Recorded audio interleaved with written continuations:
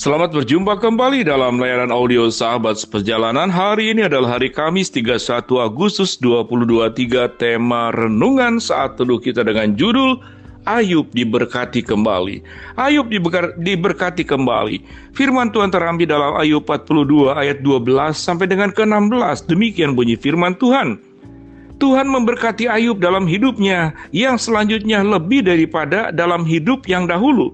Ia mendapat 14.000 ekor kambing domba dan 6.000 unta, 1.000 pasang lembu dan 1.000 ekor keledai.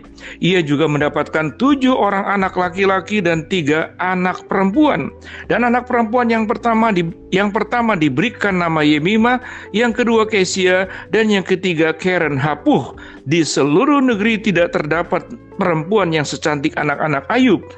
Dan mereka diberi ayahnya milik pusaka di tengah-tengah saudara-saudaranya laki-laki. Sesudah itu Ayub masih hidup 140 tahun lamanya. Ia melihat anak-anaknya dan cucu-cucunya sampai keturunan yang keempat. Mari kita berdoa.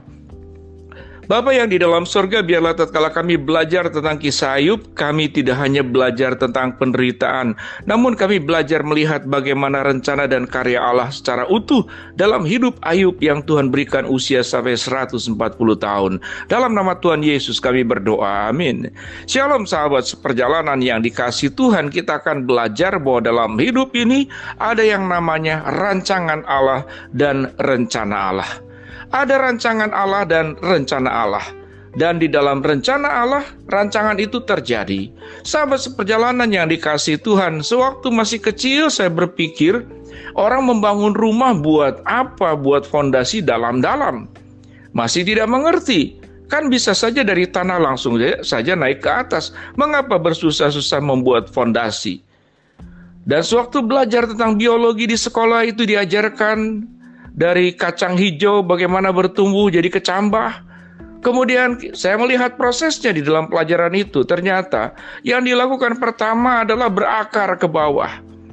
Mengalami sebuah proses yang tidak menyenangkan. Berakar ke bawah itu udah gelap, sudah kotor di dalam tanah, tidak terlihat apa-apa. Prosesnya juga sedemikian lama. Tatkala kita belajar tentang tumbuhan pohon yang semakin tinggi, maka dia perlu punya sebuah kekuatan akar yang semakin dalam dan semakin kuat ke bawah, baru bisa semakin tinggi ke atas. Maka itu adalah hukum. Sesuatu yang semakin tinggi ke atas dibutuhkan kekuatan yang semakin kuat ke dalam. Itulah apa yang dialami oleh Ayub. Ayub mengalami sebuah proses yang panjang. Bagaimana dia harus masuk dulu ke dalam tanah seperti tanaman. Dia mengalami berbagai macam persoalan hidup, sakit, penyakit, anaknya meninggal. Kemudian harta bendanya habis, anak-anaknya meninggal. Ada yang mengatakan 10, ada yang mengatakan 12 anak Ayub itu meninggal semuanya. Semuanya meninggal. Kemudian apa yang terjadi? Semua harta bendanya juga hancur. Ini yang disebut dengan rancangan dan ada rencana Allah dalam hidup kita.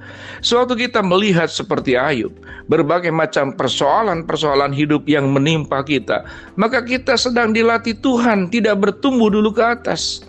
Tapi rancangan Allah adalah proses adalah ke bawah dulu. Supaya fondasi iman kita itu kuat, kita menjadi orang yang terlatih.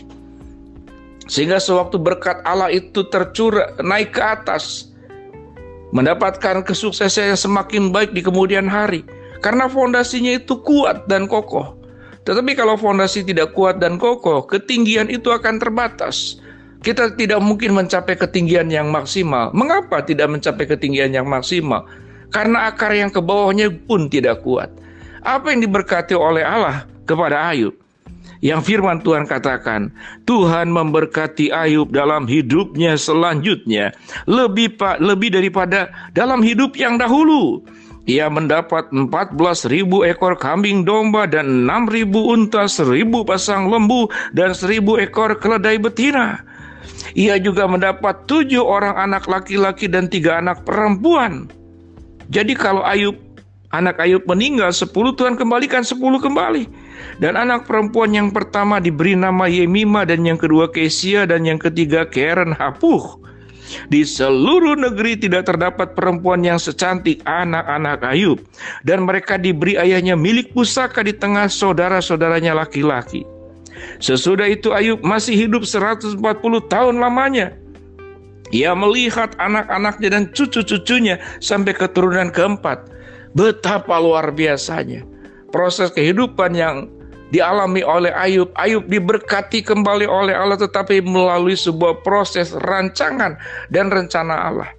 Dari pelajaran ini kita belajar, sahabat seperjalanan, bagaimana kemudian Ayub itu diberkati oleh Tuhan sampai melihat keturunan yang keempat. Apa yang kita pelajari di sini? Sewaktu kita melihat permasalahan hidup, kesulitan seperti yang kita alami seperti Ayub, ada bagian-bagian yang hilang, ada anggota keluarga kita yang meninggal, harta benda kita terampas, hilang semuanya. Bahkan sampai terpuruk paling bawah, itu yang dialami oleh Ayub. Semuanya hilang. Tetapi kalau rancangan dan rencana Allah itu adalah rancangan dan rencana Allah, di mana Tuhan mengizinkan kita mengalami kesulitan sampai kemudian kita perlu seperti akar yang terus-menerus menjulur ke bawah supaya iman kita kuat, iman kita kokoh, iman kita punya fondasi dan siap tatkala kita menerima berkat-berkat Allah di kemudian hari. Dan Tuhan melimpahkan berkat yang luar biasa, bukan kepada Ayub. Alkitab mengatakan anak-anak perempuannya disebut ada 3 namanya, ya, yaitu yang bernama Yemima, yang bernama Kesia, yang bernama Keren. Dan di seluruh negeri tidak terdapat perempuan yang secantik anak-anak Ayub. Dan anak Ayub yang perempuan pun diberikan katakanlah milik pusaka yang sama dengan anak-anak laki-laki yang 7 anak tersebut. Sahabat seperjalanan, kalau kita mempercayai Allah tidak akan memberikan batu tatkala anaknya meminta roti.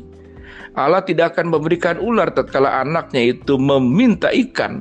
Itu janji Tuhan. Karena rancangan Tuhan adalah rancangan damai sejahtera, bukan rancangan kecelakaan. Kalau Tuhan mengizinkan sebuah proses, itu bukan untuk mencelakakan kita, tetapi untuk mempersiapkan kita sewaktu mendapatkan berkat-berkat yang besar dalam hidup kita.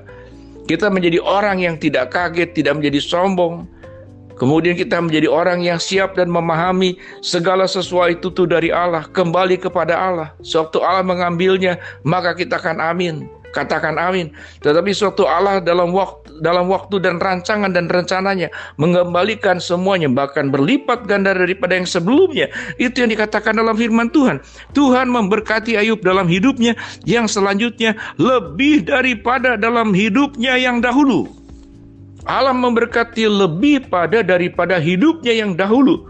Artinya Allah melipat gandakan apa yang pernah kita punya dan hilang. Tuhan tambahkan berkali-kali lipat.